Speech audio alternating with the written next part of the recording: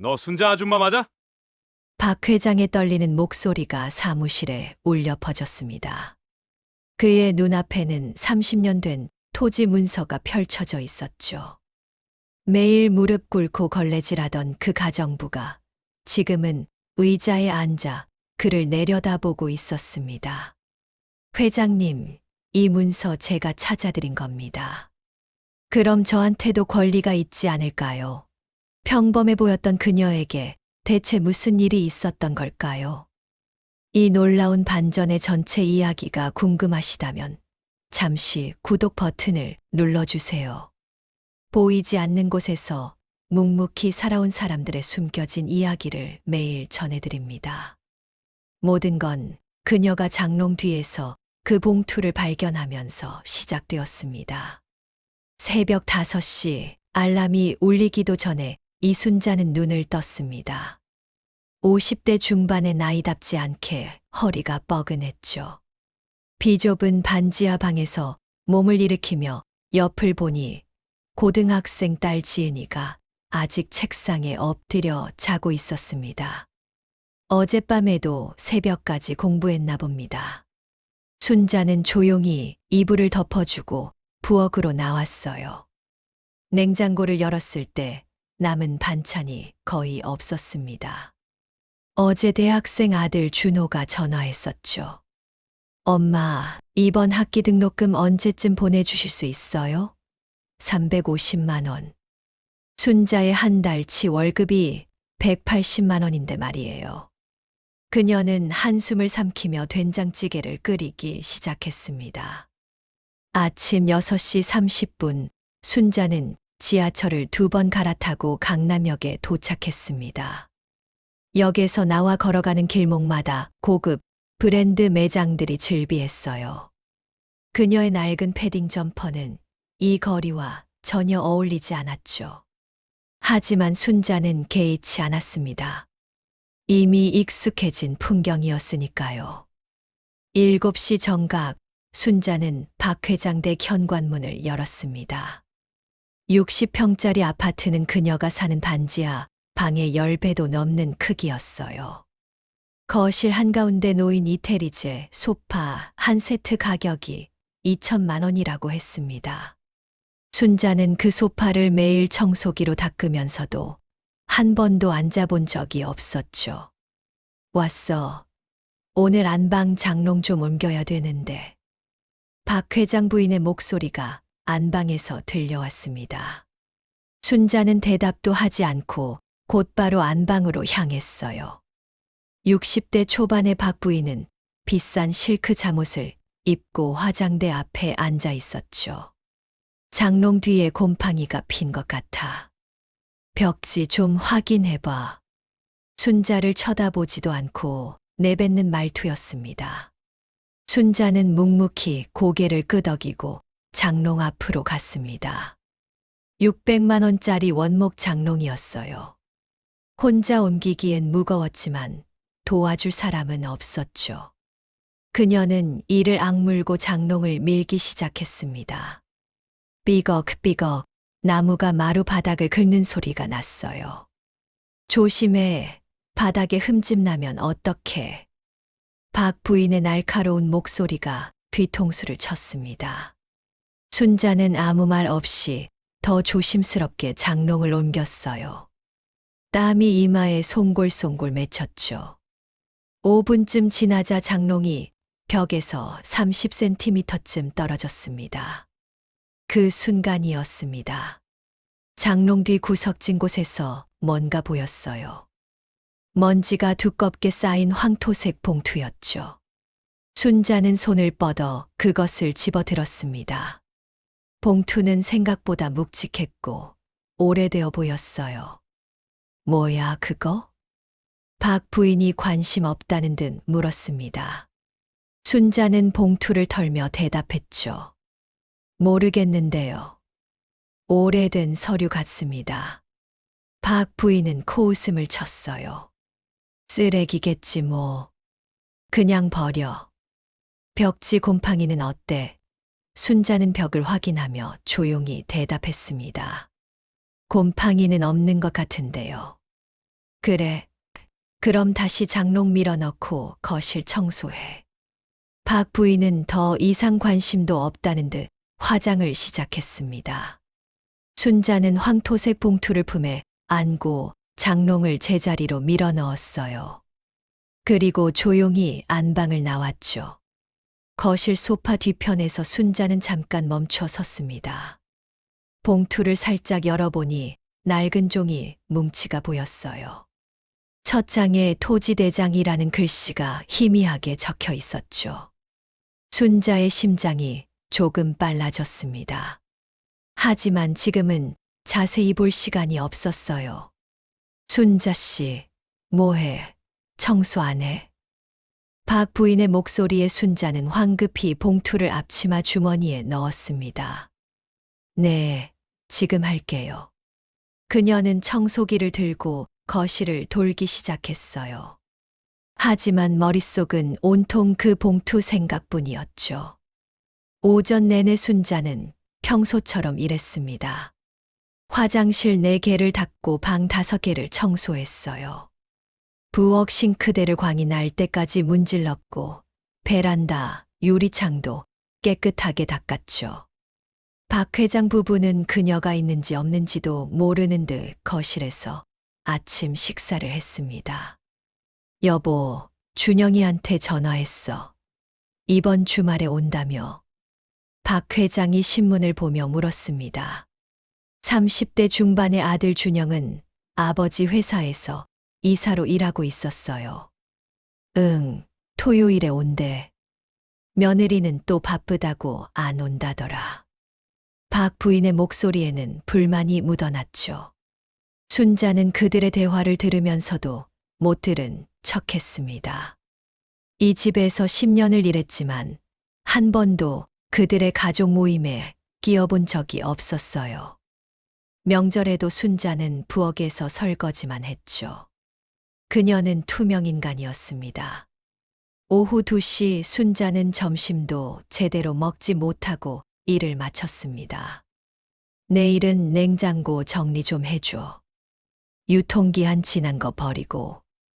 박 부인의 마지막 지시였죠. 순자는 네 하고 대답하고 현관문을 나섰어요. 지하철 안에서 순자는 앞치마 주머니를 만졌습니다. 봉투가 그대로 있었어요. 집에 가서 꼭 확인해 봐야겠다는 생각이 들었죠. 하지만 그게 뭔지, 왜 이렇게 신경이 쓰이는지 순자 자신도 정확히 알 수 없었습니다. 단지 본능적으로 느껴지는 뭔가가 있었어요. 저녁 6시, 반지하 집에 도착한 순자는 딸 지은이가 학원에서 아직 안 들어온 걸 확인했습니다. 그녀는 작은 책상 앞에 앉아 조심스럽게 봉투를 꺼냈어요. 그리고 천천히 안의 서류들을 펼쳐놓기 시작했죠. 토지대장, 지적도, 등기부등본. 30년도 더 된 서류들이었습니다. 순자의 손이 미세하게 떨렸어요. 그녀는 첫 장을 들여다보며 주소를 확인했죠. 서울특별시 강남구.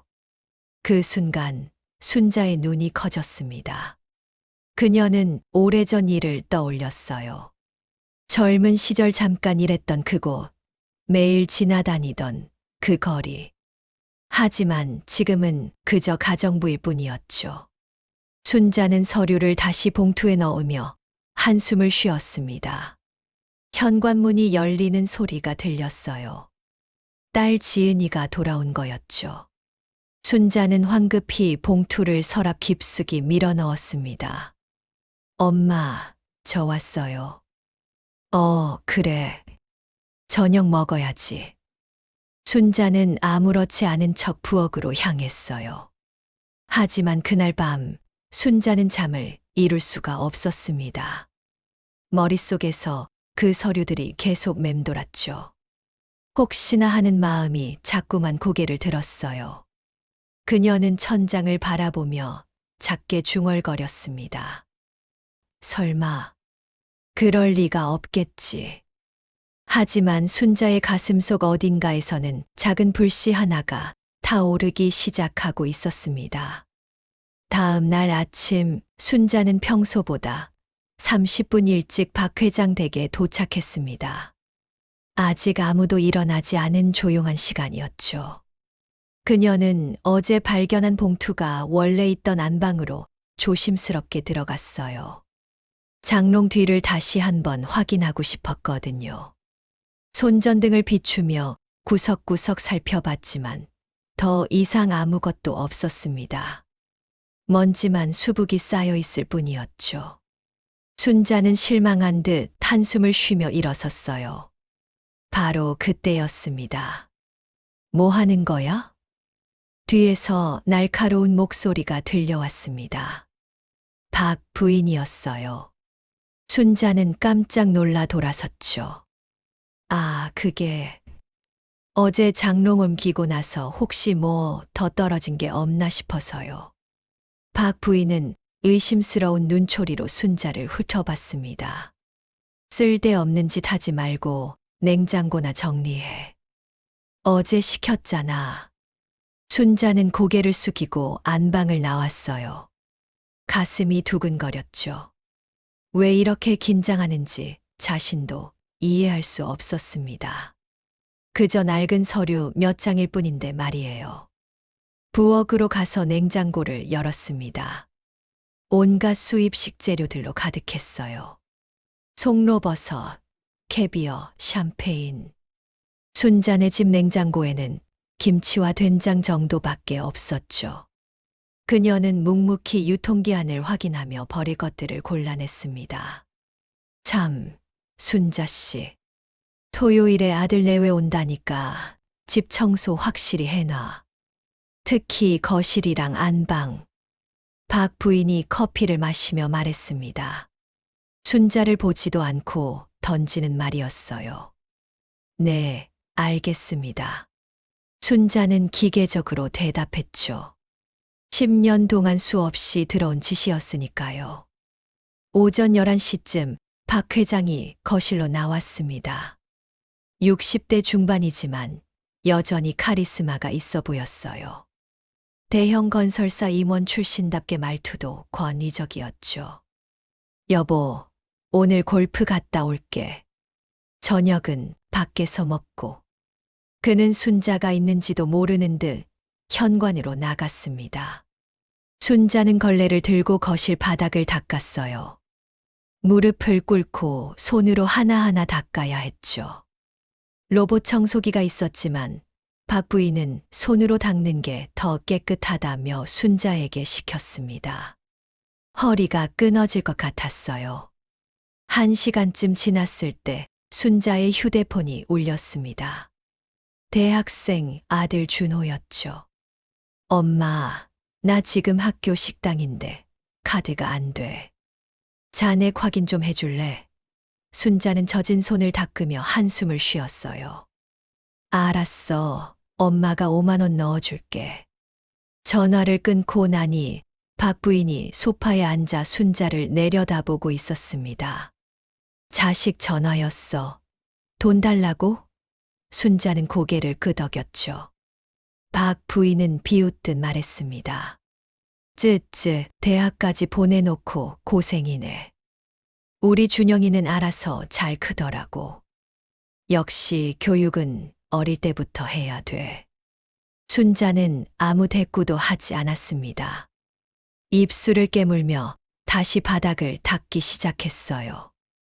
박 부인의 말 한마디 한마디가 가슴에 비수처럼 꽂혔지만 참아야 했죠. 이 일자리를 잃으면 당장 내일부터 생활이 불가능했으니까요.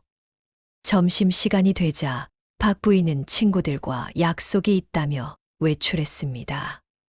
5시까지는 돌아올 거니까 그 전에 다 끝내놔. 똑 하고 현관문이 닫히는 소리가 났어요. 순자는 그제야 몸을 펴고 한숨을 내쉬었습니다. 집 안이 조용해졌어요. 순자는 부엌에서 간단히 라면을 끓여 먹었죠. 냉장고에 있던 비싼 식재료들을 보면서도 손대지 않았습니다. 10년 동안 그랬듯이 말이에요. 다 먹고 나니 오후 1시였어요. 순자는 문득 어젯밤 집에 가져간 봉투가 생각났습니다. 그 서류들이 계속 머릿속에서 맴돌았죠. 강남구 어딘가의 땅. 30년 전 문서. 왜 장롱 뒤에 숨겨져 있었을까요?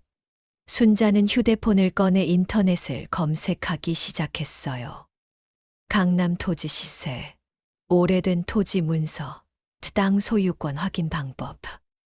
검색어를 하나씩 쳐보며 정보를 모았습니다.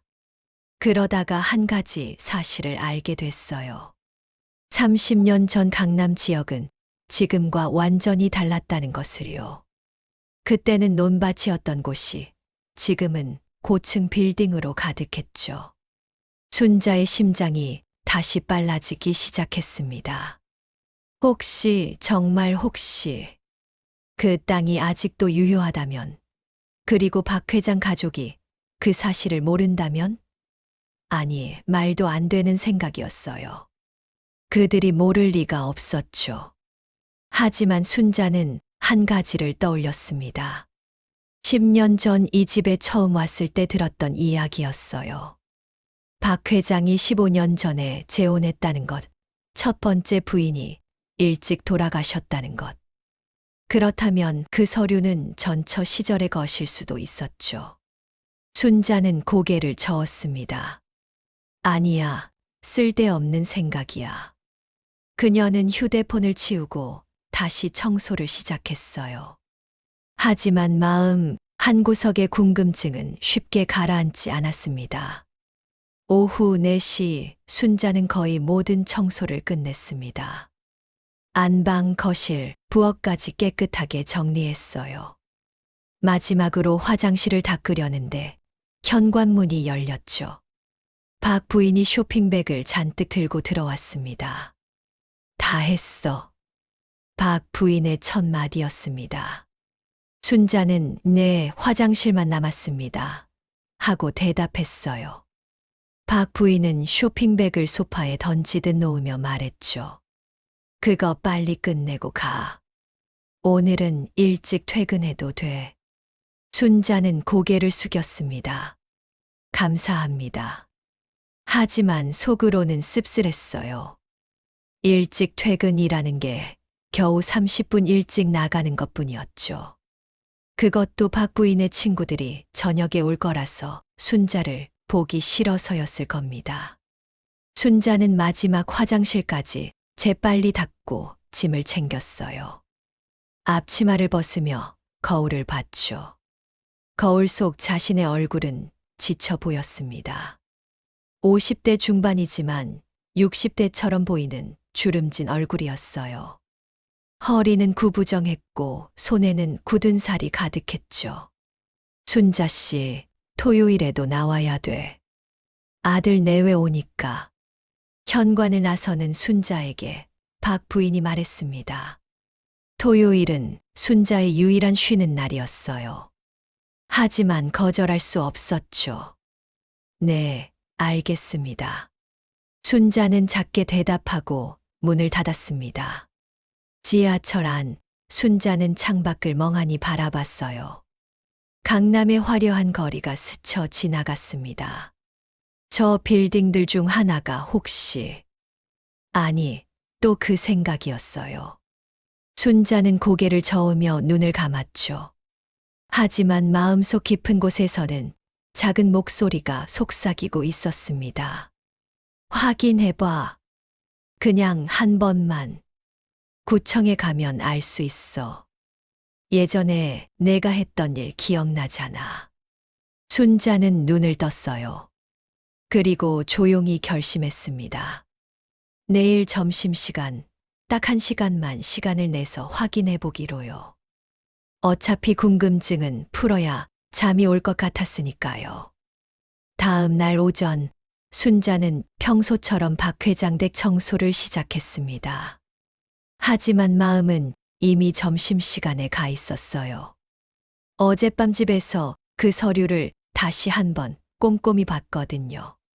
주소를 손으로 적어서 주머니에 넣어왔죠. 11시 30분 순자는 박 부인에게 조심스럽게 말했습니다. 저 오늘 점심시간 1시간만 밖에 나갔다 와도 될까요? 구청에 볼 일이 있어서요. 박 부인은 드라마를 보다가 귀찮다는 듯 대답했어요. 그래, 1시까지는 돌아와. 오후에 손님 오니까. 순자는 재빨리 외투를 걸치고 밖으로 나갔습니다. 강남구청까지는 지하철로 20분 거리였어요. 그녀의 발걸음이 평소보다 빨랐죠. 가슴이 두근거렸습니다. 구청 민원실에 도착하니 사람들이 제법 많았어요. 순자는 번호표를 뽑고 기다렸죠.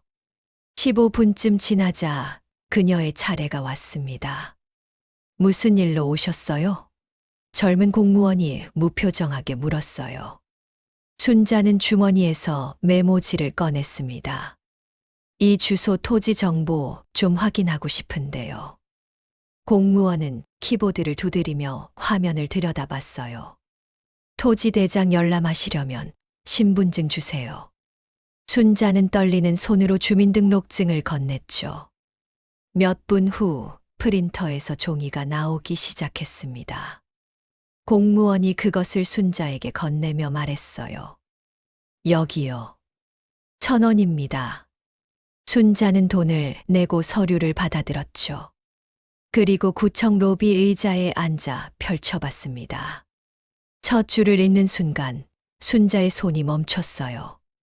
지목이 대로 되어 있었습니다. 건물을 지을 수 있는 땅이라는 뜻이었죠. 면적은 200평. 순자는 눈을 의심했어요. 강남 한복판에 200평이라니요. 그녀는 재빨리 휴대폰을 꺼내 부동산 앱을 열었습니다. 그 주소 근처 땅 시세를 검색했어요. 평당 5천만 원에서 7천만 원. 순자의 머릿속에서 계산기가 돌아갔죠. 최소로 잡아도 100억 원, 많으면 150억 원이었습니다. 순자는 의자에 그대로 주저앉았어요. 숨이 막히는 것 같았죠. 이건 말도 안 되는 금액이었습니다. 그녀가 10년을 일해봐야 2천만 원 조금 넘는 돈인데요. 100억이라니요. 하지만 잠깐 순자는 정신을 가다듬었습니다. 중요한 건 소유자가 누구냐는 거였어요. 그녀는 서류를 다시 확인했죠. 소유자란에는 박정수라는 이름이 적혀 있었습니다. 박 회장의 이름은 박영호였어요. 다른 사람이었죠. 순자는 곰곰이 생각했습니다. 박정수. 어디서 들어본 이름 같았어요. 그리고 기억이 났죠. 5년 전쯤 박 회장이 제사를 지낼 때 들었던 이름이었습니다. 돌아가신 전처의 아버지였어요. 그렇다면 이 땅은 박 회장 것이 아니라 전처 집안의 유산이었던 겁니다. 그런데 왜 지금까지 방치되어 있었을까요?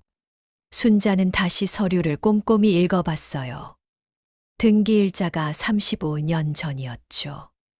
그 이후로 아무런 변동이 없었습니다. 순자의 머릿속이 복잡해졌어요. 이 사실을 박 회장에게 알려야 할까요? 아니면 모른 척해야 할까요? 그녀는 시계를 봤습니다. 벌써 12시 40분이었어요. 서둘러 돌아가야 했죠. 구청을 나와 지하철을 타면서도 순자는 계속 생각했습니다. 만약 이 땅이 진짜로 박 회장네 거라면 그들은 100억 넘는 재산을 그냥 잊고 있었던 셈이에요.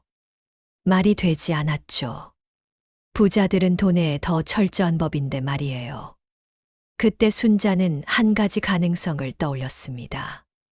혹시 박 회장의 현재 부인이 이 사실을 모르는 걸까요? 전처의 유산이니까 일부러 숨겨뒀을 수도 있었죠. 아니면 정말로 까맣게 잊고 있거나요. 1시 정각 순자는 박 회장 댁에 도착했습니다. 숨을 고르며 현관문을 열었어요. 박 부인이 거실에서 기다리고 있었죠.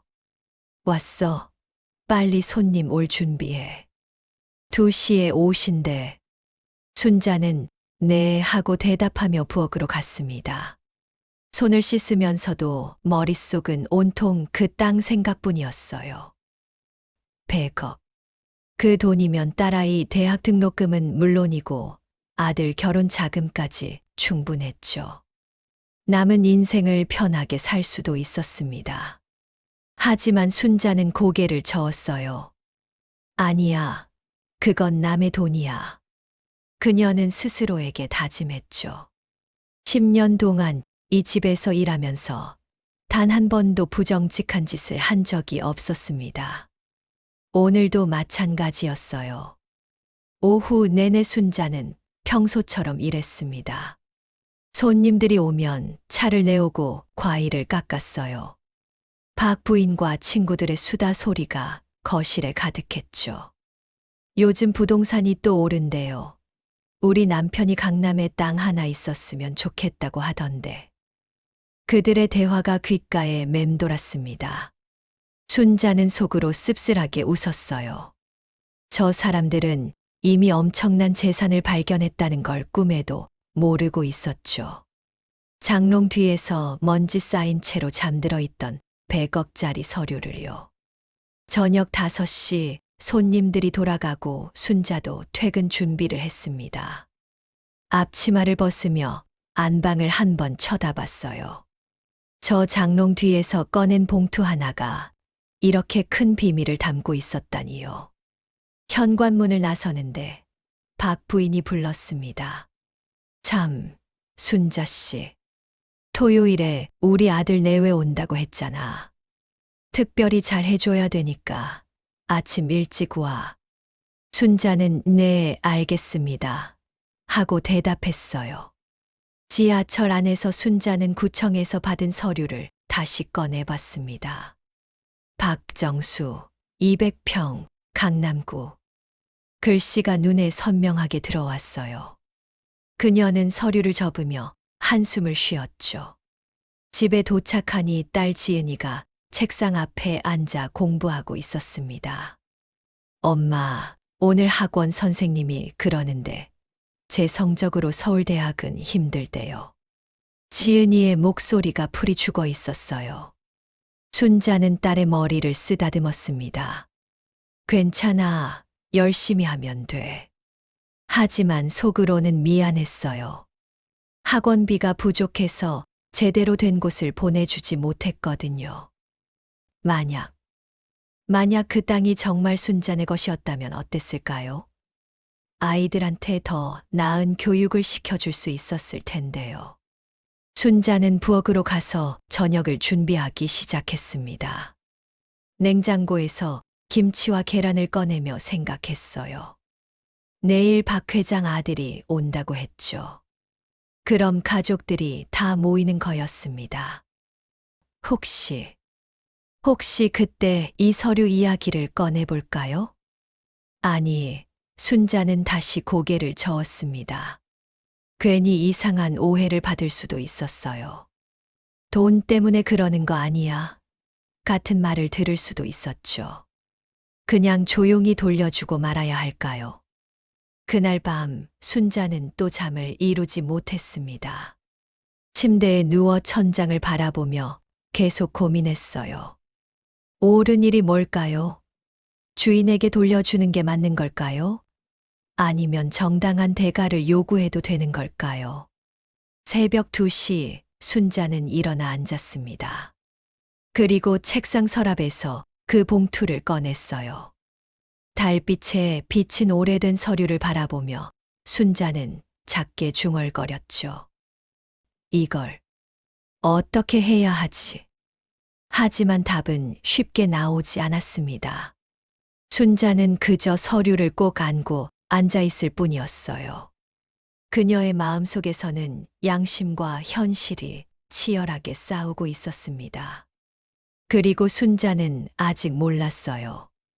이 선택이 그녀의 인생을 완전히 바꿔놓을 거라는 사실을요.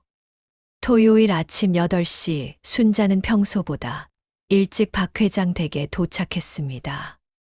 현관문을 열자마자 박 부인의 목소리가 들려왔어요. 빨리 와서 음식 준비 도와줘. 12시까지 다 끝내야 된다고. 순자는 재빨리 앞치마를 두르고 부엌으로 갔습니다. 상차림 준비가 한창이었어요. 갈비찜, 잡채, 각종 나물. 박 부인이 백화점에서 사온 재료들이 싱크대 가득 쌓여 있었죠. 이거 다 데워서 예쁘게 담아. 우리 며느리가 까다로워서 대충 하면 안 돼. 순자는 묵묵히 일을 시작했습니다. 하지만 머릿속은 복잡했어요. 오늘 박 회장 아들이 온다고 했죠. 가족들이 다 모이는 자리였습니다. 혹시 이 기회에 그 서류 이야기를 꺼내야 할까요? 11시쯤 현관 초인종이 울렸습니다. 박 회장 아들 부부가 도착한 거였어요. 아버지, 어머니, 박준영의 목소리가 현관에서 들려왔죠. 왔구나. 며느리는 주차하고 올게요. 곧 잘 차려입은 젊은 여자도 들어왔습니다. 순자는 부엌에서 나가 인사했어요. 어서 오세요. 하지만 박준영은 순자를 거의 쳐다보지도 않았습니다. 그저 거실로 들어가며 아버지, 요즘 회사 일이 어떠세요? 하고 박 회장과 대화를 시작했죠. 순자는 다시 투명인간이 되었습니다. 점심 식사가 차려졌어요. 순자는 음식을 하나씩 식탁에 옮겼죠. 박 회장 가족 4명이 둘러앉았습니다. 순자 씨는 부엌에서 먹어. 박 부인의 말이었어요. 순자는 네 하고 대답하며 물러났습니다. 부엌에서 혼자 김밥을 먹으며 순자는 그들의 대화를 들었어요. 아버지, 요즘 부동산 시장 어떻던가요? 글쎄, 강남은 계속 오르더라고. 우리도 땅 하나 있었으면 좋았을 텐데. 박 회장의 목소리였습니다. 순자는 숟가락을 든 손이 멈췄어요. 땅 하나 있었으면 좋겠다고요? 지금 당신네 안방 장롱 뒤에서 나온 서류가 바로 그 땅인데 말이에요. 100억 원짜리 땅이요. 아버지, 그나저나 다음 달 골프 약속 잡아뒀는데 같이 가시죠. 박준영의 말에 박 회장이 웃으며 대답했습니다. 그래, 가야지. 요즘 운동 부족이라. 순자는 속으로 헛웃음이 나왔어요. 골프 한 번 치는데 100만 원씩 쓰면서 가정부 월급은 10년째 그대로였죠. 식사가 끝나고 순자는 설거지를 시작했습니다. 그들은 거실 소파에 앉아 커피를 마시고 있었어요. 어머니, 다음 주에 백화점 가실래요? 제가 모시고 갈게요. 며느리의 목소리가 들렸죠. 바로 그때였습니다. 박준영의 전화벨이 울렸어요. 여보세요? 네, 이사님. 그는 자리에서 일어나 베란다로 갔습니다. 하지만 목소리가 컸어요. 순자에게까지 들렸죠. 네, 그건 처리했습니다. 아, 그리고 말씀드릴 게 있는데요. 저희 집 가정부 말이에요. 다음 달부터 새 사람으로 바꾸려고 하는데 괜찮죠? 순자의 손이 그릇을 놓은 채 굳어버렸습니다. 네, 이번 사람 나이도 많고 해서요. 젊은 사람으로 구하려고요. 퇴직금이요? 글쎄요, 원래는 줘야 되는데. 어차피 얼마 못 사실 것 같은데 굳이 필요할까요? 순자는 숨이 멎는 것 같았어요. 귀를 의심했죠. 지금 자기를 자르려고 한다고요? 10년을 일했는데 퇴직금도 안 주려고요? 그녀의 손이 부들부들 떨리기 시작했습니다. 박준영은 전화를 끊고 다시 거실로 돌아왔어요. 아버지, 저 다음 주에 출장 가는데 일주일쯤 있다 올게요. 그래, 조심해서 다녀와. 그들은 아무렇지도 않게 대화를 이어갔습니다. 순자는 설거지를 끝내고 부엌 구석에 서 있었어요. 가슴이 뛰었죠. 분노가 치밀어 올랐습니다. 10년이에요. 10년. 새벽같이 일어나 버스와 지하철을 타고 와서 무릎 꿇고 청소했던 10년이요. 명절에도 제사에도 빠짐없이 나왔던 10년이었죠. 그런데 이렇게요. 늙었다고, 퇴직금 아깝다고 자르겠다고요? 순자는 입술을 깨물었습니다. 눈물이 핑 돌았지만 참았어요. 울면 안 됐죠. 아직은요. 오후 2시쯤 박준영 부부가 일어섰습니다. 아버지, 어머니, 저희 먼저 갈게요. 그래, 조심해서 가. 순자는 현관까지 나가 신발을 정리해줬어요. 박준영은 신발을 신으며 슬쩍 순자를 봤습니다. 그의 눈빛에는 아무것도 없었어요. 미안함도 고마움도 아무것도요. 그저 오래된 가전제품을 바라보듯 무심한 시선이었죠. 순자는 그 눈빛을 똑똑히 기억했습니다. 문이 닫히고 집 안이 조용해졌어요. 박 회장 부부는 안방으로 들어가 낮잠을 자기 시작했습니다. 순자는 거실 정리를 하며 생각했어요. 지금까지는 양심 때문에 망설였죠. 저 사람들한테 돌려줘야 하나, 말아야 하나 고민했었습니다.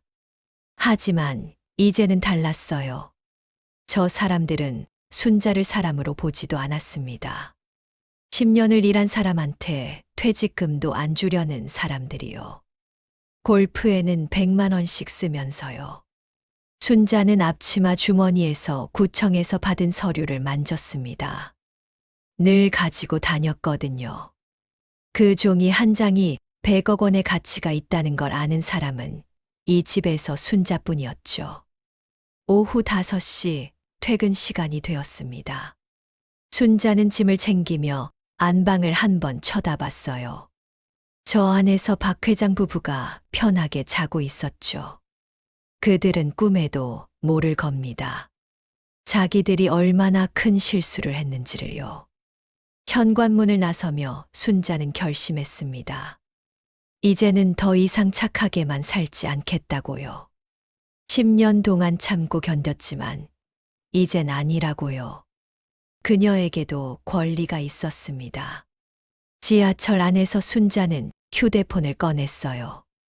그리고 검색창에 부동산 변호사라고 쳤습니다.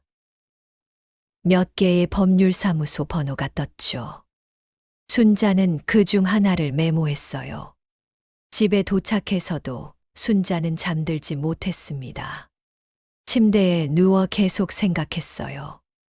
내일 월요일 박 회장 댁에 출근하기 전에 변호사를 만나봐야겠다고요. 정확히 알아야 했죠. 이 서류가 정말 효력이 있는지, 순자에게도 권리가 생기는지요. 새벽 4시 순자는 일어나 앉았습니다. 창밖을 보니 아직 어두웠어요. 하지만 그녀의 눈빛은 어둠보다 더 깊고 단단했죠. 더 이상 무릎 꿇고 사는 인생은 없을 거였습니다. 순자는 작게 중얼거렸어요. 이제는 내가 선택할 차례야. 그리고 그녀는 아직 몰랐습니다. 이 선택이 박 회장 집안에 얼마나 큰 폭풍을 몰고 올지를요. 월요일 아침 6시 순자는 평소보다 1시간 일찍 집을 나섰습니다. 강남역 근처 법률사무소와 약속을 잡았거든요. 8시에 박 회장 댁에 출근하기 전 1시간만 시간을 낼 수 있었죠. 법률사무소는 오피스텔 3층에 있었어요. 문을 열고 들어가니 40대 초반으로 보이는 변호사가 책상 앞에 앉아 있었습니다. 이순자 씨 맞으시죠? 앉으세요. 순자는 긴장한 채로 의자에 앉았어요. 무슨 일로 오셨어요? 순자는 떨리는 손으로 가방에서 봉투를 꺼냈습니다. 그 안에서 토지 서류들을 꺼내 변호사에게 건넸어요. 이게 제가 일하는 집에서 우연히 발견한 건데요. 이게 진짜 효력이 있는 건지 확인하고 싶어서요. 변호사는 서류를 펼쳐 꼼꼼히 살펴보기 시작했습니다. 한 장 한 장 넘기며 중간중간 하는 소리를 냈어요. 5분쯤 지났을 때 그가 고개를 들었죠. 이거 어디서 나온 거예요? 순자는 솔직하게 대답했습니다. 제가 가정부로 일하는 집인데요. 안방 장롱 뒤에서 찾았어요. 주인분들은 이 서류가 있는지도 모르시는 것 같고요. 변호사는 고개를 끄덕이며 다시 서류를 봤습니다. 이거 진짜네요. 35년 전 등기된 토지인데 아직도 유효합니다. 소유자가 박정수. 이 사람이 지금 살아계세요? 순자는 고개를 저었어요. 아니요. 20년 전에 돌아가셨다고 들었습니다. 변호사는 키보드를 두드리며 뭔가를 검색하기 시작했어요. 잠깐만요. 상속 관계 확인 좀 해볼게요. 몇 분 후 그가 놀란 표정으로 순자를 봤습니다. 이거 큰일인데요. 상속 등기가 안 되어 있어요. 순자는 무슨 뜻인지 정확히 이해하지 못했습니다. 그게 무슨 말씀이신가요? 변호사가 설명하기 시작했어요. 원래 소유자가 돌아가시면 상속인이 상속 등기를 해야 하거든요. 근데 이건 35년 전 그대로예요. 법적으로는 아직도 박정수 명의죠. 순자의 심장이 빨라졌습니다. 그럼 이 땅은 지금 누구 거예요? 변호사는 잠시 생각하더니 대답했죠. 법적으로는 박정수 씨의 상속인들 공동 소유입니다. 상속인이 누군지 확인해 봐야 되는데요. 제가 일하는 집 주인이 박정수 씨의 사위였어요. 근데 부인은, 첫 번째 부인은 20년 전에 돌아가시고 지금은 재혼하신 상태고요. 순자의 말에 변호사의 눈빛이 날카로워졌습니다. 그럼 복잡하네요. 첫 번째 부인이 돌아가셨으면 그 자녀들이 상속인이에요. 현재 부인은 상속 권리가 없고요. 변호사는 계산기를 두드리기 시작했어요. 이 땅이 강남구 어디라고 했죠?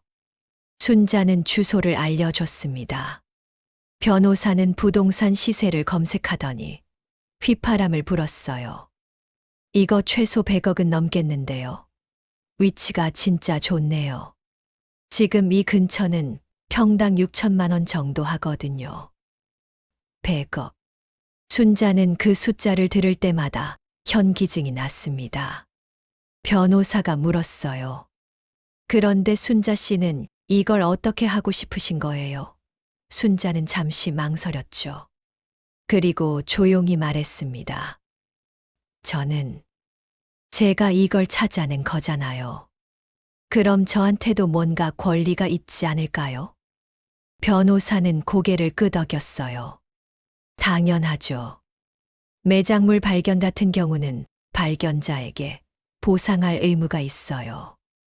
이런 중요한 재산권 서류를 찾아낸 거면 충분히 살해금을 요구할 수 있습니다. 순자는 숨을 깊이 들이마셨죠. 그럼 얼마 정도 요구할 수 있을까요? 변호사는 턱을 괴고 생각했습니다. 보통은 재산 가치의 1%에서 3% 정도예요. 하지만 이건 주인도 모르고 있던 거고 순자 씨가 아니었으면 영영 못 찾을 수도 있었던 거잖아요. 한 5%는 요구해도 될 것 같은데요. 5%. 100억의 5%면 5억 원이었습니다. 순자는 입이 바짝 말랐어요. 5억이면 아이들 대학 등록금은 물론이고 집도 살 수 있었죠. 남은 인생을 걱정 없이 살 수 있는 돈이었습니다. 근데 조심하셔야 돼요. 변호사가 진지한 표정으로 말했습니다. 이런 거 자칫 잘못하면 횡령이나 절도로 몰릴 수 있거든요. 정식으로 문서를 작성하고 합의를 봐야 해요. 순자는 고개를 끄덕였죠. 제가 도와드릴 수 있을까요? 변호사가 물었어요. 저한테 맡기시면 법적으로 문제없게 처리해 드릴 수 있어요. 물론 성공 보수는 받아야 되겠지만요. 순자는 잠시 생각했습니다. 그리고 대답했죠. 한번 생각해보고 연락드리겠습니다. 법률사무소를 나와 지하철을 타며 순자는 머릿속으로 정리했어요. 이제 확실해졌습니다. 그 서류는 진짜였고 엄청난 가치가 있었죠. 그리고 순자에게도 정당한 보상을 요구할 권리가 있었습니다. 8시 정각 순자는 박 회장 댁에 도착했습니다. 평소처럼 현관문을 열고 들어갔어요. 박 부인이 거실에서 왔어 라고 물었죠. 순자는 네 하고 대답하며 앞치마를 둘렀습니다. 하지만 오늘의 순자는 달랐어요. 더 이상 고개를 푹 숙이지 않았죠. 등도 조금 더 펴졌습니다. 변호사를 만나고 나니 자신감이 생겼거든요. 이제는 순자도 뭔가 가진 게 있었으니까요. 오전 내내 순자는 평소처럼 청소를 했습니다. 하지만 안방 장롱을 볼 때마다 묘한 기분이 들었어요. 저 뒤에서 나온 서류 한 장이 모든 걸 바꿔놓을 거였죠. 박 회장 가족도 순자의 인생도요. 점심시간 박 부인이 순자를 불렀습니다. 순자 씨, 다음 주부터 일주일 휴가 가려고 하는데 그동안 안 나와도 돼. 대신 그 다음 주는 매일 나와야 돼.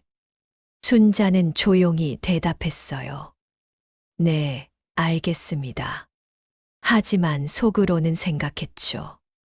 다음 주까지만, 그때까지만 참자. 순자는 이미 계획을 세우고 있었습니다. 변호사와 상의해서 정식 문서를 만들고 박 회장에게 제안할 거였어요. 냉정하게, 비즈니스적으로요. 오후 3시쯤 순자는 화장실을 청소하다가 우연히 박 회장의 전화 통화를 들었습니다. 그래, 다음 달에 골프장 회원권 하나 더 사려고. 요즘 값이 올라서 2억 5천 정도 한다더라고. 2억 5천. 순자에게 15년치 월급이었죠. 순자는 빗자루를 쥔 손에 힘을 주었습니다. 저 사람들은 골프장 회원권에는 2억을 쓰면서 순자 퇴직금은 아까워했어요. 이제는 더 이상 참을 필요가 없었죠. 순자에게도 카드가 생겼으니까요. 저녁 5시 퇴근하며 순자는 안방을 마지막으로 한 번 봤습니다. 박 부인이 화장대 앞에 앉아 스킨케어를 하고 있었어요. 순자는 조용히 인사했죠. 먼저 가겠습니다. 박 부인은 고개도 돌리지 않고 응 하고 대답했습니다. 지하철 안에서 순자는 변호사에게 문자를 보냈어요. 도와주세요. 정식으로 진행하고 싶습니다. 답장은 금방 왔죠. 좋습니다. 내일 오전에 다시 만나시죠. 계약서 준비해 놓겠습니다. 집에 도착하니 아들 준호에게서 전화가 왔습니다. 엄마, 다음 학기 등록금은 언제쯤 보내줄 수 있어? 순자는 처음으로 자신감 있게 대답했어요. 곧 보내줄 수 있을 것 같아. 조금만 기다려. 준호는 놀란 듯 물었죠. 엄마, 무슨 일 있어? 목소리가 평소랑 달라. 순자는 웃으며 말했습니다. 아니야, 아무 일도 없어. 그냥 엄마가 곧 뭔가 해결할 수 있을 것 같아서 그래. 전화를 끊고 순자는 거울을 봤어요. 거울 속 자신의 얼굴이 조금 달라 보였습니다. 여전히 주름은 있었지만 눈빛이 달랐어요. 이제는 더 이상 주눅든 가정부가 아니었죠. 순자는 서랍에서 그 봉투를 꺼내 책상 위에 올려놨습니다. 그리고 작게 중얼거렸어요. 이제 시작이야. 내일이면 모든 게 달라질 거였습니다. 화요일 아침 순자는 변호사 사무실에서 계약서를 받았습니다. 제가 박 회장님께 연락해서 미팅을 주선하겠습니다. 순자 씨는 그냥 제 옆에 계시기만 하면 돼요. 변호사의 말에 순자는 고개를 끄덕였죠. 그날 오후 변호사는 박 회장에게 전화를 걸었습니다. 박영호 회장님이시죠? 저는 법무법인 정안의 김태수 변호사입니다. 회장님 댁과 관련된 중요한 재산 문제로 연락드렸는데요. 내일 1시간만 시간 내주실 수 있으실까요? 박 회장은 의아해하며 물었어요. 재산 문제라니요? 무슨 일인데요? 변호사는 침착하게 대답했죠. 전화로 말씀드리기엔 복잡한 사안이라 직접 뵙고 설명드리는 게 좋을 것 같습니다. 회장님께 유리한 내용이니 꼭 시간 내주십시오. 다음 날 오전 10시 순자는 변호사와 함께 박 회장 댁을 찾았습니다. 평소처럼 출근하는 척하면서요. 문을 열고 들어가니 박 회장 부부가 거실 소파에 나란히 앉아 있었어요. 그들의 표정은 긴장되어 있었죠. 어서 오세요. 그런데 박 회장이 순자를 보고는 당황했습니다. 순자 씨, 이게 무슨... 변호사가 앞으로 나서며 말했어요. 안녕하십니까, 회장님. 제 소개를 먼저 드리겠습니다. 저는 법무법인 정안의 김태수 변호사입니다. 변호사는 명함을 건넸습니다. 박 회장이 명함을 받아들며 물었죠. 그래서 무슨 일인지 설명 좀 해주시죠. 순자 씨랑 무슨 상관이 있는 거예요? 박 부인도 순자를 노려보고 있었어요. 변호사는 가방에서 서류 봉투를 꺼냈습니다. 바로 그 황토색 봉투였어요. 이게 뭐죠? 박 회장이 눈살을 찌푸렸습니다.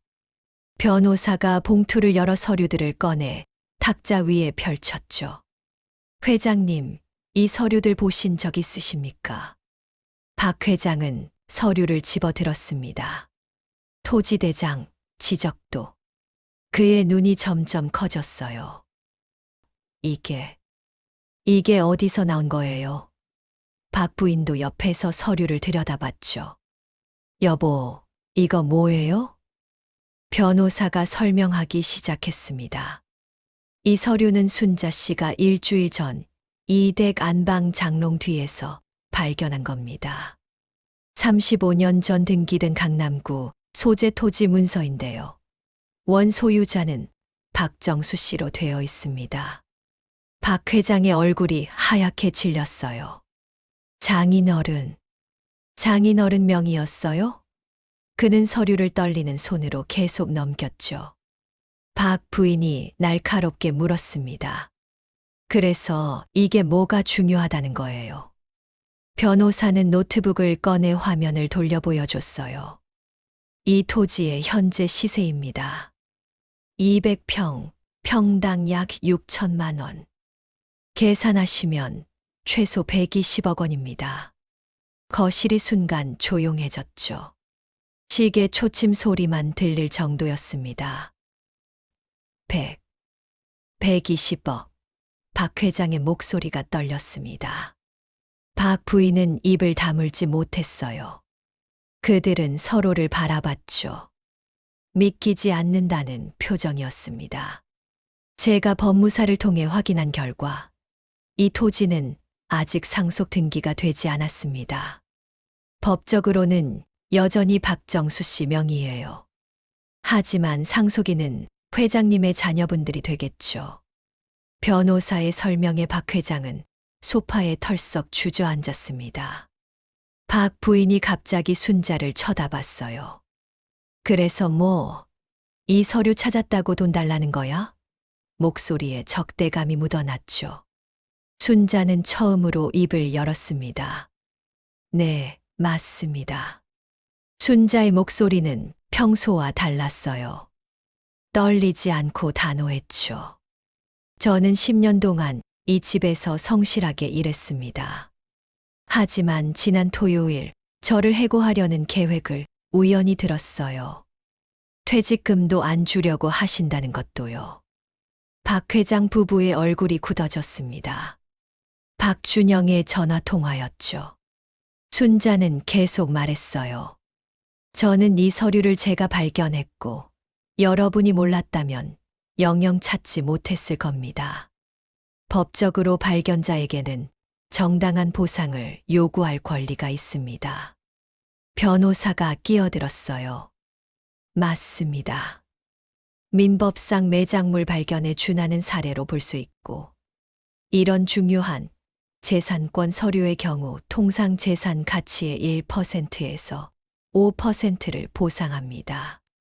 저희는 3%를 요구합니다. 3%. 박 회장이 계산기를 두드렸어요. 그럼 3억 6천만 원이잖아요?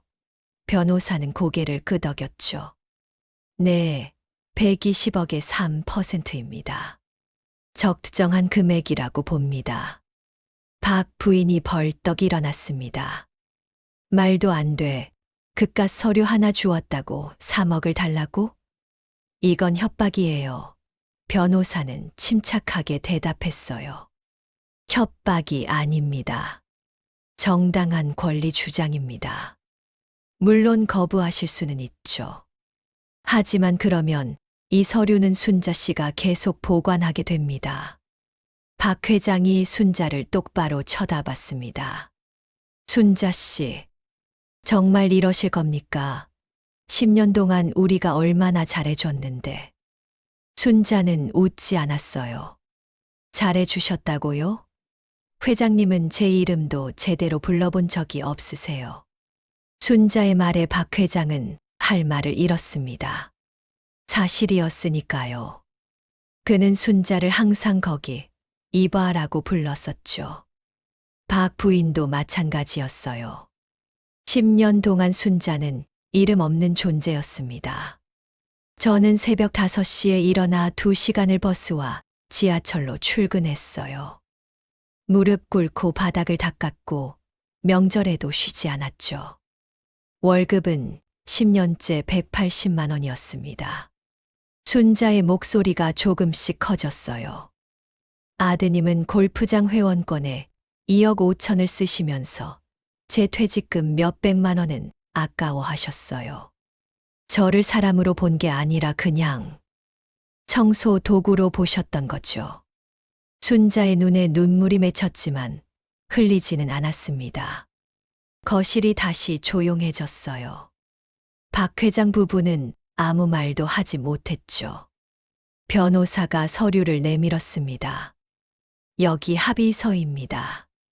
3억 6천만 원을 일주일 내로 지급하시면 이 서류는 회장님께 돌려드립니다. 법적 효력이 있는 문서예요. 박 회장은 서류를 받아들었습니다. 손이 떨렸어요. 일주일. 그 큰 돈을 일주일 안에 준비하라고요? 변호사가 대답했죠. 이 토지를 담보로 대출받으시면 됩니다. 120억짜리 땅인데 3억 6천 정도는 충분히 가능하실 겁니다. 박 부인이 마지막으로 순자를 쳐다봤어요. 정말 이럴 거야? 배은망덕한. 순자는 그녀의 말을 끊었습니다. 배은망덕은 제가 할 말입니다. 10년 동안 헌신한 사람을 퇴직금도 없이 버리려던 분들이 하실 말씀은 아니에요. 변호사가 일어서며 말했습니다. 일주일 드리겠습니다. 합의하시면 연락 주십시오. 거부하시면 순자 씨는 이 서류를 계속 보관할 겁니다. 물론 법적으로 문제 없도록 조치하고요. 그는 명함을 하나 더 꺼내 탁자에 놓았어요. 순자는 마지막으로 박 회장 부부를 봤습니다. 그들의 얼굴에는 충격과 분노가 섞여 있었죠. 하지만 순자는 더 이상 무섭지 않았어요. 일주일 후에 답 들으러 오겠습니다. 순자는 변호사와 함께 현관으로 향했습니다. 문을 닫고 나오며 순자는 깊게 숨을 들이마셨어요. 가슴이 두근거렸지만 후회는 없었습니다. 이제 돌아갈 수는 없었죠. 하지만 돌아가고 싶지도 않았어요. 엘리베이터 안에서 변호사가 물었습니다. 괜찮으세요? 순자는 고개를 끄덕였어요. 네, 괜찮습니다. 제 인생에서 가장 떳떳한 순간이에요. 밖으로 나오니 햇살이 따뜻했습니다. 순자는 하늘을 올려다봤어요. 구름 한 점 없이 맑았죠. 이제 일주일만 기다리면 됐습니다. 그리고 순자는 확신했어요. 그들은 결국 합의할 거라고요. 사흘이 지났습니다. 순자는 집에서 조용히 기다렸어요. 변호사로부터 전화가 한 통 왔죠. 순자 씨, 박 회장 측에서 연락 왔습니다. 만나자고 하네요. 순자는 예상했다는 듯 대답했습니다. 알겠습니다. 다음 날 오후 순자는 다시 변호사와 함께 박 회장 댁을 찾았어요. 이번에는 박 회장 아들 준영도 함께 있었죠. 그의 얼굴은 굳어 있었습니다. 앉으십시오. 박 회장이 차갑게 말했어요. 테이블에는 이미 서류들이 펼쳐져 있었습니다. 박 회장이 먼저 입을 열었죠. 변호사와 상의했습니다. 법적으로 문제가 없다고 하더군요. 순자 씨 요구가 정당하다고요. 그의 목소리에는 억울함이 묻어났어요. 박준영이 끼어들었습니다. 하지만 3억 6천은 너무 과합니다. 1억으로 합의하시죠. 순자는 고개를 저었어요. 안 됩니다. 3억 6천은 이미 양보한 금액입니다. 원래는 5%, 6억을 요구할 수도 있었어요. 변호사가 자료를 꺼내 보여줬습니다. 유사 판례를 보시면 이런 경우 보통 3에서 5%를 인정합니다. 저희는 중간값을 제시한 겁니다. 박준영은 서류를 보더니 입을 다물었죠. 박 부인이 날카롭게 물었어요. 그래서 그 돈 받으면 뭐 하려고? 어차피 다 써버릴 거 아니야? 순자는 차분하게 대답했습니다. 제 아들 대학 등록금 내고 딸아이 대학 준비시키고 작은 집 한 채 살 겁니다. 그게 문제가 되나요? 우리 돈으로 내 자식들 공부시키겠다는 거잖아. 박 부인의 목소리가 높아졌어요. 순자는 웃지 않았습니다. 부인, 이건 제가 찾아낸 거예요. 여러분이 몰랐던 120억을 찾아드렸는데 3억 6천이 과한가요? 박 회장이 한숨을 쉬었습니다. 알겠습니다. 3억 6천 드리겠습니다. 그는 서류에 서명하기 시작했어요. 펜을 쥔 손이 떨렸죠. 박준영과 박 부인도 못마땅한 표정이었지만 어쩔 수 없었습니다. 일주일 내로 입금하겠습니다. 박 회장의 말에 변호사가 고개를 끄덕였어요. 좋습니다. 입금 확인되면 이 서류 원본을 넘겨드리겠습니다. 순자는 가방에서 그 황토색 봉투를 꺼내 테이블에 놓았죠. 박 회장이 봉투를 바라봤습니다. 이게 장롱 뒤에 30년 넘게 있었다는 게 믿기지가 않네요. 순자는 조용히 말했어요. 저도 처음엔 그냥 버릴까 했습니다. 하지만 부동산 일을 했던 경험이 있어서 한번 확인해 봤죠. 부동산 일, 박 회장이 놀라 순자를 쳐다봤습니다. 순자는 고개를 끄덕였어요. 네, 20년 전에 부동산 중개사로 일했었습니다. 5년 정도요. 토지 서류 보는 건 제 전문이었죠. 박준영이 어이없다는 표정을 지었어요. 그럼 왜 가정부를? 순자는 담담하게 대답했습니다. 남편이 사업 실패하고 빚더미에 앉았어요. 중개사 사무실 정리하고 빚 갚느라 10년이 걸렸죠. 그 후로는 일자리가 없어서 가정부 일을 시작했습니다. 거실이 조용해졌어요. 박 회장 가족은 처음 알았죠. 매일 무릎 꿇고 청소하던 그 여자에게 이런 이력이 있었다는 걸요. 순자는 계속 말했습니다. 사실 처음 이 서류를 봤을 때 바로 알았어요. 이게 엄청난 가치가 있다는 걸요. 주소를 보자마자 강남 어디쯤인지 짐작했죠. 구청 가기 전부터 알고 있었습니다.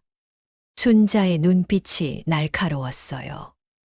박 부인이 입술을 깨물었습니다. 그럼 처음부터 우리한테 돈을 뜯어낼 생각이었단 말이야? 순자는 고개를 저었어요. 아니요. 처음엔 그냥 돌려드리려고 했습니다. 하지만 토요일에 아드님 전화 통화를 듣고 마음이 바뀌었죠. 박준영의 얼굴이 빨개졌습니다. 자기가 한 말이 들켰다는 걸 알았죠. 그건 그냥 순자는 손을 들어 말을 막았어요. 변명하지 마세요. 저는 10년 동안 이 집에 헌신했습니다. 하지만 여러분 눈에 전 그냥 교체 가능한 도구였죠. 박 회장이 말했습니다. 순자 씨, 우리가 잘못했습니다. 진심으로 사과합니다. 하지만 그의 목소리에는 진심이 없었어요. 그저 상황을 무마하려는 것뿐이었죠. 순자는 그걸 알았습니다. 변호사가 서류를 정리하며 말했어요. 그럼 일주일 후에 최종 확인하겠습니다. 입금되면 이 서류 원본과 모든 관련 자료를 넘겨드리겠습니다. 박 회장은 고개를 끄덕였죠. 순자가 일어서려는데 박 부인이 물었습니다. 그래서 이제 어쩔 건데? 설마 계속 우리 집에서 일하겠다는 건 아니겠지? 순자는 웃었어요. 당연히 아니죠. 오늘이 마지막입니다. 퇴직금은 박 부인의 질문에 순자가 대답했습니다. 필요 없습니다. 이미 충분히 받았으니까요. 그녀는 가방을 들고 현관으로 향했어요. 변호사가 뒤따랐죠. 현관문을 나서기 전 순자는 마지막으로 돌아봤습니다. 박 회장 가족 셋이 거실에 멍하니 서 있었어요. 10년 동안 감사했습니다. 덕분에 제 아이들 굶기지 않고 키울 수 있었어요. 순자의 말에는 비꼼이 섞여 있었죠. 문을 닫고 나오며 순자는 깊게 숨을 들이마셨습니다. 엘리베이터를 기다리는 동안 변호사가 물었어요. 기분이 어떠세요? 순자는 잠시 생각하다 대답했습니다. 후련해요. 그리고 조금 슬프기도 하고요. 슬프다고요? 변호사가 의아해했죠. 순자는 고개를 끄덕였어요. 10년이에요. 긴 시간이었거든요. 좋은 기억은 하나도 없었지만 그래도 익숙했던 곳이니까요. 엘리베이터 문이 열렸습니다. 1층으로 내려오며 순자는 계속 말했어요. 근데 알아요? 한 가지 확실한 건 후회는 없다는 거예요. 제가 잘못한 게 하나도 없거든요. 변호사는 웃으며 대답했습니다. 당연하죠. 순자 씨는 정당한 권리를 찾으신 겁니다. 건물 밖으로 나왔습니다. 강남의 거리는 여전히 화려했어요. 하지만 이제 순자도 이 거리의 일부가 될 수 있었죠. 더 이상 구경만 하는 사람이 아니라요. 일주일 후에 입금되면 연락드리겠습니다. 변호사의 말에 순자는 고개를 끄덕였어요. 감사합니다. 선생님 덕분에 제대로 된 대가를 받을 수 있었어요. 변호사는 악수를 청했죠. 헤어지고 혼자 걸으며 순자는 휴대폰을 꺼냈습니다. 아들 준호에게 전화를 걸었어요. 준호야, 엄마야. 다음 학기 등록금 걱정하지 마. 엄마가 다 해결했어. 준호의 놀란 목소리가 들렸죠. 엄마, 무슨 일 있어요? 순자는 웃으며 대답했습니다. 나중에 천천히 얘기해 줄게. 지금은 그냥 엄마 목소리 좀 들려줘. 모처럼 여유로운 대화였어요. 전화를 끊고 순자는 하늘을 올려다봤습니다. 구름이 천천히 흘러가고 있었어요. 순자는 문득 깨달았죠. 인생은 참 알 수 없다는 걸요. 장롱 뒤에 먼지 쌓인 봉투 하나가 모든 걸 바꿔놓았으니까요. 지하철역으로 향하며 순자는 생각했습니다. 이제 새로운 시작이라고요. 55의 나이에 3억 6천이라는 돈으로요. 늦은 건 아닐 거였어요. 집에 돌아가면 딸 지은이한테도 말해줘야겠다고 생각했습니다. 이제 학원비 걱정 안 해도 된다고요. 서울대도 충분히 도전해 볼 수 있다고요. 순자는 처음으로 가벼운 발걸음으로 걸었습니다. 10년 만에 처음이었어요. 그리고 순자는 아직 몰랐습니다. 일주일 후 더 큰 반전이 기다리고 있다는 걸요. 일주일이 지났습니다. 순자는 변호사 사무실에서 통장을 확인했어요. 3억 6천만 원 정확히 입금되어 있었죠. 확인되셨죠? 그럼 서류 넘겨드리겠습니다. 변호사가 봉투를 건넸습니다. 잠깐만요. 순자가 변호사를 불렀어요. 궁금한 게 있는데요. 박 회장님이 이 땅을 어떻게 처리하실 것 같아요? 변호사는 잠시 생각하다 대답했죠. 글쎄요. 아마 상속 등기하고 팔거나 개발하시겠죠. 순자는 고개를 끄덕였습니다. 그럼 박 회장 아드님이 다 가져가는 거네요. 변호사가 설명했어요. 법적으로는 첫 번째 부인의 자녀들이 상속인이니까요. 현 부인은 권리가 없습니다. 그렇군요. 순자는 뭔가 찜찜한 기분이 들었어요. 하지만 이미 합의는 끝났고 돈도 받았죠. 더 이상 순자가 관여할 일은 아니었습니다.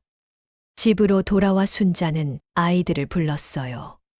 준호와 지은이가 거실에 앉았죠. 엄마, 무슨 일이에요? 순자는 통장을 보여줬습니다. 이거 봐. 엄마가 돈 좀 벌었어. 아이들은 숫자를 보고 입을 다물지 못했어요. 3억 6천만 원. 준호가 놀라 소리쳤죠. 엄마, 이게 대체 어떻게 된 거예요? 순자는 천천히 지난 일주일의 이야기를 들려줬습니다. 장롱 뒤에서 발견한 서류, 구청 방문, 변호사 상담, 박 회장 가족과의 협상. 모든 걸 말했어요. 아이들은 숨죽이며 들었죠. 엄마, 진짜 대단하세요. 지은이가 눈물을 글썽이며 말했습니다. 순자는 딸의 손을 잡았어요. 지은아, 이제 학원비 걱정 안 해도 돼. 내가 원하는 대로 공부해. 서울대든 어디든 엄마가 다 뒷받침해 줄게. 지은이가 순자를 껴안았죠. 엄마, 고생 많으셨어요. 준호도 다가왔습니다. 엄마, 등록금은 제가 알바해서 벌게요. 이 돈은 엄마를 위해 쓰세요. 순자는 웃으며 고개를 저었어요. 아니야, 이건 우리 가족 모두를 위한 거야. 작은 집도 하나 사고 너희들 앞으로 쓸 돈도 모아놓을 거야. 그날 저녁 순자네 가족은 오랜만에 외식을 했습니다. 비싼 식당은 아니었지만 마음만은 풍족했어요. 아이들의 밝은 얼굴을 보며 순자는 행복했죠. 이 순간을 위해 10년을 버텨온 거였습니다. 사흘 후 순자는 변호사에게서 전화를 받았습니다. 순자 씨, 잠깐 사무실로 와주실 수 있어요? 박 회장 측에서 또 연락이 왔습니다. 순자는 의아해하며 사무실로 향했어요. 변호사의 표정이 심각했습니다. 무슨 일이에요? 순자가 물었죠. 변호사는 한숨을 쉬며 말했어요. 박 회장 측에서 토지 조사를 더 했다고 합니다. 그런데 문제가 생겼어요. 무슨 문제요? 순자의 가슴이 철렁했습니다. 변호사가 서류를 꺼내 보여줬어요. 이 땅이 사실은 박정수 씨 단독 명의가 아니었습니다. 공동 명의였어요. 순자는 서류를 받아들었습니다. 거기에는 두 개의 이름이 적혀 있었죠. 박정수, 그리고 이순애. 순자가 그 이름을 읽었어요. 변호사가 고개를 끄덕였습니다. 네, 박정수 씨의 부인 이름이에요. 그럼 박 회장 첫 번째 부인이요. 순자의 질문에 변호사가 대답했죠. 맞습니다. 그런데 박 회장 측에서 조사해 보니까 이순애 씨가 돌아가시기 전에 유언을 남기셨다고 해요. 변호사는 또 다른 서류를 꺼냈습니다. 이게 유언장 사본인데요.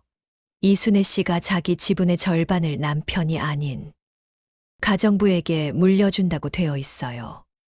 순자는 눈을 크게 떴죠. 가정부요? 변호사가 고개를 끄덕였어요.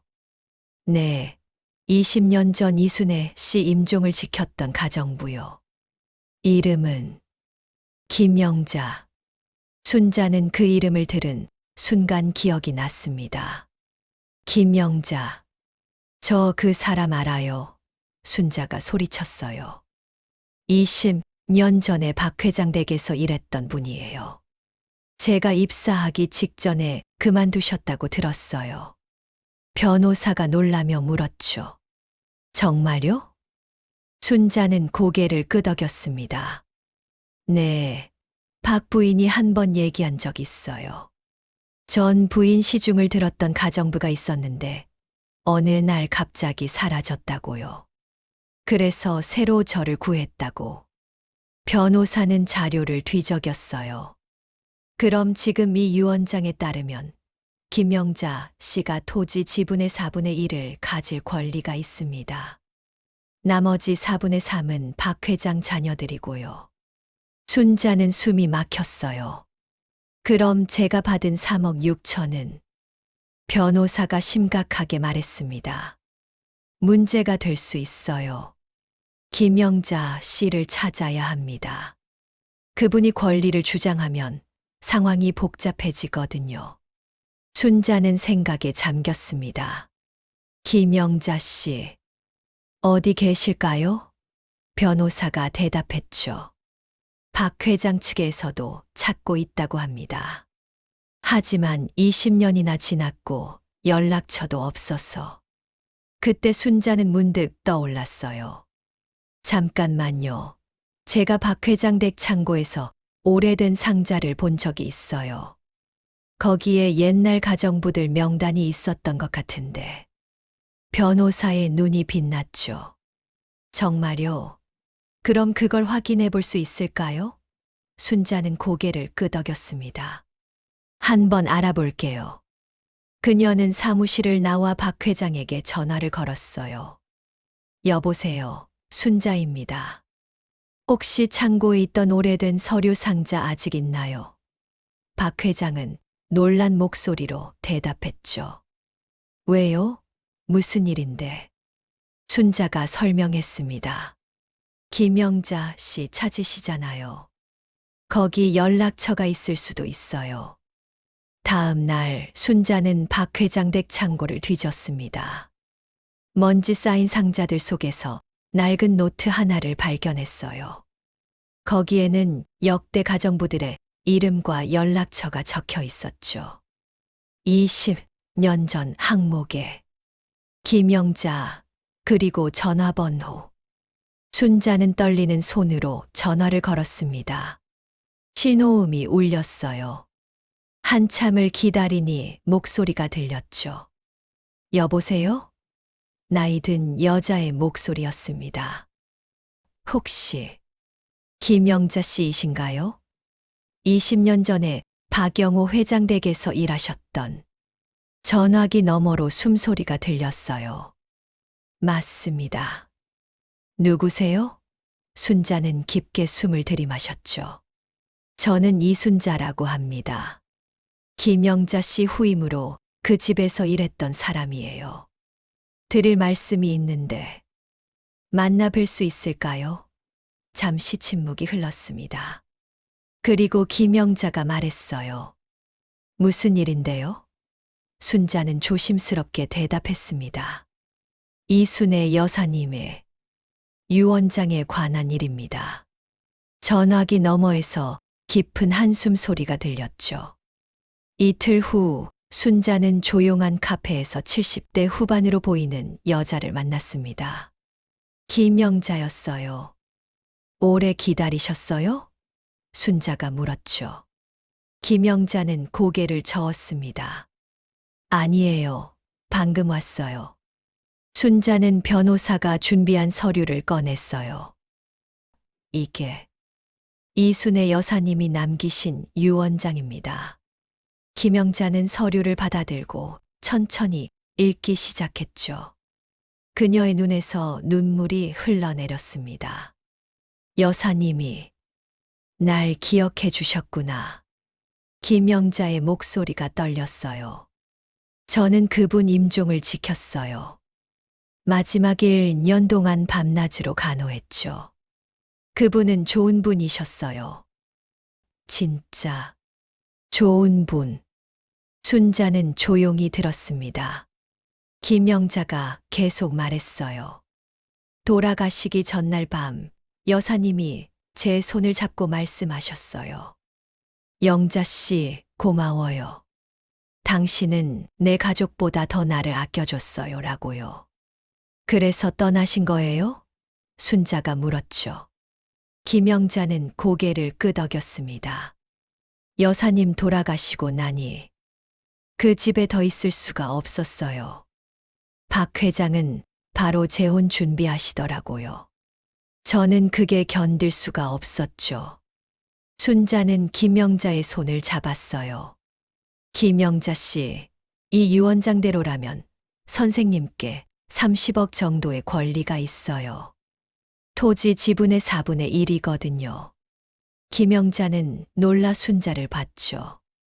30억, 그녀는 믿을 수 없다는 표정이었어요. 순자가 설명했습니다. 네, 제가 우연히 찾아낸 토지 서류인데 120억 정도의 가치예요. 선생님 지분이 4분의 1이니. 김영자는 한참을 멍하니 앉아 있었습니다. 30억. 그런 큰 돈을. 순자는 조용히 말했어요. 받으세요. 이순애 여사님이 선생님께 남기신 겁니다. 정당한 권리예요. 김영자는 눈물을 닦으며 물었습니다. 순자 씨는요? 순자 씨도 그 집에서 오래 일하셨다며요. 순자는 웃으며 대답했어요. 저는 이미 사례금 받았어요. 그걸로 충분합니다. 며칠 후 모든 법적 절차가 마무리되었습니다. 김영자는 30억 원을 받았고 박 회장 자녀들은 나머지를 상속받았죠. 순자의 3억 6천만 원은 문제없이 인정되었습니다. 순자는 김영자와 마지막으로 만났어요. 순자 씨 덕분에 제 인생이 완전히 바뀌었어요. 정말 감사합니다. 김영자가 순자의 손을 꼭 잡았죠. 순자는 웃으며 대답했습니다. 아니에요. 제가 할 일을 한 것뿐이에요. 두 사람은 함께 커피를 마시며 이야기를 나눴어요. 둘 다 가정부로 일하며 무시당하고 힘들었던 이야기들을요. 하지만 이제는 달랐죠. 둘 다 당당하게 자기 권리를 찾았으니까요. 한 달 후 순자는 작은 아파트를 계약했습니다. 반지하를 벗어나 햇빛 드는 집이었어요. 이사 날 아이들이 짐을 옮기며 웃었죠. 엄마, 진짜 우리 집이에요? 순자는 고개를 끄덕였습니다. 거실 창문을 열자 바람이 들어왔어요. 순자는 깊게 숨을 들이마셨죠. 자유의 향기였습니다. 더 이상 남의 집 청소하지 않아도 되는, 무릎 꿇지 않아도 되는 삶이었어요. 순자는 가방에서 그 황토색 봉투를 꺼냈습니다. 이제는 빈 봉투였지만 버릴 수 없었어요. 이게 모든 걸 바꿔놓았으니까요. 그녀는 봉투를 서랍 깊숙이 넣으며 중얼거렸죠. 고마워요, 이순애 여사님. 그리고 김영자 선생님. 순자는 창밖을 바라봤습니다. 하늘이 참 맑았어요. 이제 새로운 시작이었죠. 55의 나이, 늦지 않았습니다. 순자에게는 아직 꿈이 있었으니까요. 언젠가는 작은 식당을 하나 차려볼까 순자는 생각했어요. 아니면 부동산 중개사 자격증을 다시 살려볼까요? 무엇이 되었든 이제는 순자가 선택할 수 있었습니다. 그날 밤 순자는 오랜만에 편안하게 잠들었어요. 꿈속에서 그녀는 웃고 있었죠. 그리고 이 이야기는 끝이 아니라 시작이었습니다.